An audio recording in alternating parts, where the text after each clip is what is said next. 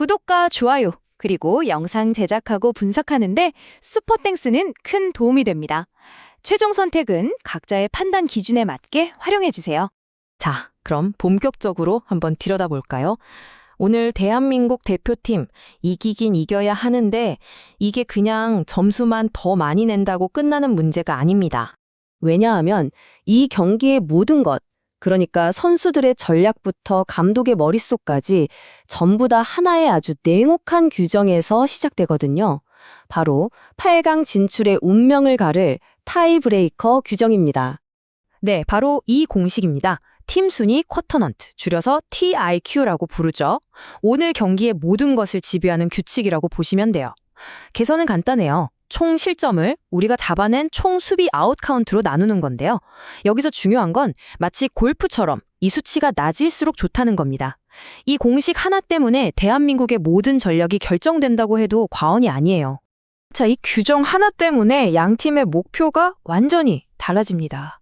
우리 대한민국은요, 조건이 정말 까다로워요. 9이닝 내내 호주를 딱 2실점 이하로 꽁꽁 묶어야 하고요. 그러면서 동시에 5점 차 이상으로 이겨야만 합니다. 정말 어려운 미션이죠. 그런데 호주는 어떻죠? 그냥 3점만 내거나 설령 지더라도 점수 차만 적으면 되니까 훨씬 유리한 구지에 있는 겁니다. 자, 이제 선발 투수를 볼까요? 여기서 정말 재밌는 이야기가 하나 나옵니다.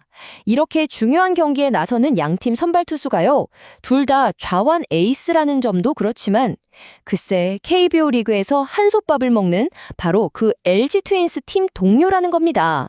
정말 흥미로운 맞대결이죠? 먼저 우리 대한민국 선발 손주영 선수입니다.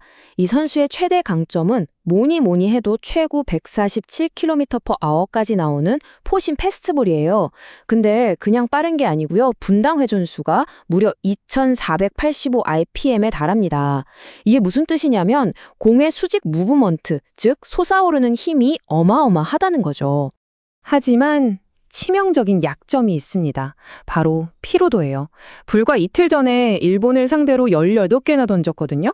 휴식이 턱없이 부족한 상태에서 오늘은 또 65구만 던져야 한다는 투구수 제한까지 말 그대로 족쇄를 차고 마운드에 오르는 셈입니다. 자, 그럼 호주 선발 레클런 웰스는 어떨까요? 이 선수는 손주영 선수와는 완전히 정반대 스타일입니다. 무려 45%. 이 숫자가 의미하는 건 극단적인 땅볼 유도율인데요. 별명이 괜히 그라운드볼 머신이 아니죠. 그리고 이 그래프를 보시면 웰스의 우위가 한눈에 들어옵니다. 우선 휴식 100% 완벽하게 쉬고 나왔습니다. 게다가 제구력은 또 어떻고요? 9이닝을 던져도 볼넷을 1개 줄까 말까 한 1.08개에 불과한 수준입니다. 여기에 더해서 KBO 리그에서 같이 뛰니까 우리 타자들의 약점을 속속들이 알고 있다는 이런 정보 우위까지 쥐고 있는 거죠. 자, 이렇게 보면 호주 쪽 계산이 정말 완벽해 보이잖아요? 그런데 경기 직전에 정말 예상치도 못했던 변수가 터지면서 이 모든 전력 구도가 한순간에 뒤흔들리게 됩니다. 바로 부상 변수입니다. 대한민국 대표팀의 핵심 멤버죠. 문보경 선수와 김혜성 선수가 부상 때문에 선발에서 빠지게 된 겁니다.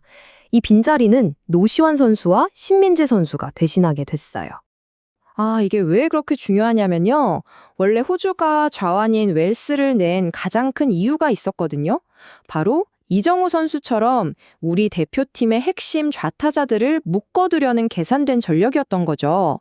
실제로 데이터를 보면 이정우 선수가 지난 시즌 좌완 투수를 상대로 OPS가 0.632에 그쳤어요.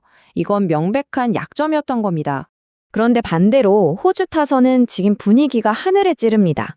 중심 타자들 정말 불방망이를 휘둘고 있는데요. 최근 5경기 OPS가 0.850을 훌쩍 넘고요. 시속 150km가 넘는 강속구에도 전혀 밀리지 않는 완벽하게 적응한 모습을 보여주고 있습니다. 자, 지금까지 선수들 얘기를 해봤는데요. 어쩌면 선수들의 실력만큼이나 중요한 눈에 보이지 않는 변수가 하나 더 있습니다. 바로 이 경기가 열리는 구장, 도쿄돔 그 자체입니다. 도쿄돔 다들 아시겠지만 특이한 구조를 가지고 있잖아요. 내부 기압을 인위적으로 높게 유지하다 보니까 홈플레이트에서 외야 쪽으로 아주 미세한 바람, 상승 기류가 계속 불어요. 이 바람 때문에 정말 평범한 뜬공이다 싶었던 타구가 갑자기 죽죽 뻗어나가서 담장을 훌쩍 넘어가는 우리가 흔히 말하는 도쿄돔 런이 심심치 않게 나옵니다. 이게 왜 문제냐면요. 우리 선발 손주영 선수가 전형적인 뜬공 유형의 투수거든요. 그리고 우리 불펜 이번 대회에서 벌써 홈런을 8개나 맞았습니다. 이런 상황에서 도쿄돔 런이라는 변수는 정말 악몽 그 자체죠. 이러다 보니 양팀 총 득점 기준선인 9.5점도 뭐 그냥 훌쩍 넘어갈 가능성이 아주 높아지는 겁니다. 자, 그럼 이제 마운드 뒤에서 대기하고 있는 예비 전력, 불펜으로 넘어가 보겠습니다. 그런데 여기서 두 팀의 차이가 정말 극명하게 갈립니다. 솔직히 말씀드리면 지금 대한민국 불펜은 거의 붕괴 상태라고 봐야 합니다. 우리 필승조의 핵심 카드인 고우석 선수는 연투 규정 때문에 나올 수가 없고요. 다른 선발급 선수들도 등판이 불가능해요. 그럼 남아있는 투수들은 어떠냐? 다들 심각한 피로 누적에 제구까지 흔들리는 정말 어려운 상황입니다. 그런데 호주는 정반대입니다. 투수진 관리를 정말 완벽하게 해냈어요. 모든 투수들이 아주 쌩쌩하게 충분한 휴식을 취한 상태고요. 위기 상황이 닥쳤을 때 좌타자, 우타자 가릴 것 없이 바로 투입할 수 있는 맞춤형 스페셜리스트들이 줄줄이 대기하고 있습니다. 자, 이렇게 객관적인 데이터는 전부 한쪽으로 기울고 있는 것처럼 보이는데요. 이럴 때 승부를 결정짓는 건 결국 눈에 보이지 않는 것, 바로 그 정신력 싸움 아니겠습니까? 호주는 이걸 이미 똑똑히 증명해 보였죠.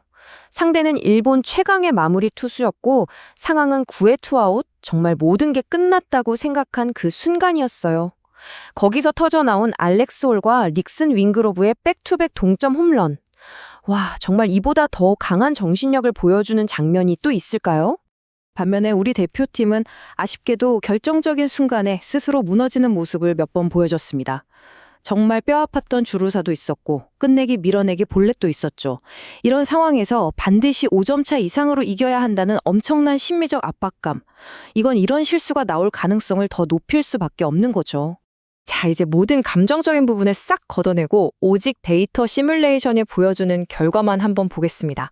결론은 아주 명확하게 3가지로 정리됩니다. 첫째, 데이터는 호주에게 1.5점의 핸디캡을 줘도 그래도 호주가 더 유리하다고 보고 있습니다. 그리고 둘째, 이 경기는 양팀 합쳐서 총 득점이 9.5점을 훌쩍 넘길 것이라고 아주 강력하게 예측하고 있어요.